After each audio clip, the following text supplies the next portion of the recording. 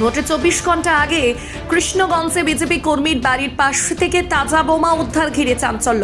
নদিয়ার কৃষ্ণগঞ্জ থানার অন্তর্গত ভাজনঘাট নুড়ি গ্রাম পঞ্চায়েতের 125 নম্বর বুথের বিজেপি সদস্যের বাড়ির পাশে সাত সকালে একটি মগ বাঁধা বস্তা দেখতে পান এলাকাবাসীরা। তারপর সেখানে বস্তা খুলতেই দেখা যায় একাধিক তাজা বোমা বস্তার মধ্যে মজুত করে রাখা হয়েছে, আর তাতেই চাঞ্চল্য ছড়ায় গোটা এলাকায়। যদিও বিজেপির দাবি ভোটের আগে এলাকায় অশান্তি এবং বিভ্রান্তি তৈরি করতে তৃণমূল কংগ্রেস এই কাজ ঘটিয়েছে। ঘটেছে এখানে আমার পাশের বাড়িতে, আমার ওটা বাড়ি, আমার এই পাশের বাড়ির প্রতিবেশী এরা ভোরবেলায় ঘুম থেকে উঠে দেখে ওখানে একটা বস্তা বাঁধা, মুখ বাঁধা অবস্থায় পড়ে আছে। ওরা গিয়ে বস্তার মুখ খুলে দেখে যে বোমা। এটা বিরোধীদের চক্রান্ত। আমি এখানকার ভাজনঘাট নুই গ্রাম পঞ্চায়েতের 125 নম্বর বুথের নির্বাচিত জনপ্রতিনিধি। কোন দলের প্রতিনিধি?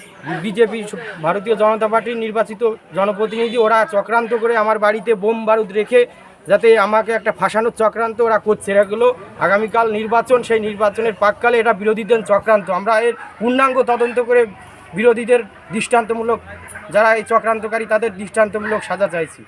এরকম ঘটনা আমরা কখনো দেখিনি আগে। আমরা খুব আতঙ্কে রয়েছি।